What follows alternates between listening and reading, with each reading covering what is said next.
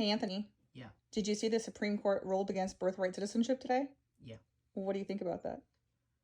It's a classic play from the authoritarian handbook, weakening of the judicial and consolidation of power into the executive, and unfortunately, it's coming from the judicial branch itself. How so? Well, the ruling isn't really about birthright citizenship directly, although it potentially affects it. The core of the ruling is really about whether federal judges can place stays or injunctions on executive orders by the president. In this case, the executive order was that Trump is trying to rule that children of two undocumented immigrants shouldn't get birthright citizenship if they're born on U.S. soil, contrary to what our Constitution says. And when he signed that executive order, a federal judge said, no, you can't do that. This is against our Constitution.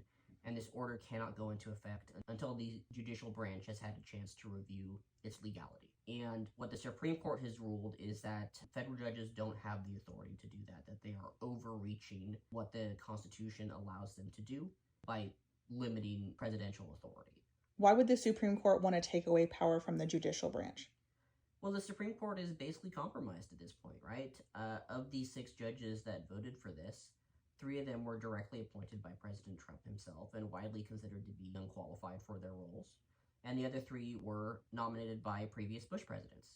So these are entirely Republican judges, at least half of which are unqualified, voting along party lines for a weakening of their own position. And this isn't the first time they've done that, right? Earlier, about a year ago, they also voted that the president has effective immunity from any actions he takes when he is acting in the official capacity of the president.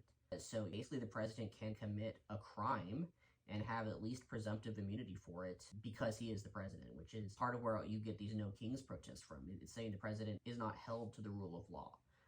And in this case, it's just a further weakening of the rule of law. Do you think Trump's ultimate goal here is to end birthright citizenship? Absolutely. So ending birthright citizenship is one of the goals of Project 2025, which is nearly 50% complete at this point, despite the Trump administration's previous claims that they knew nothing about Project 2025 and had no affiliation. It's one of the many racist policies of the project, and unfortunately the Supreme Court has made it even easier to do that.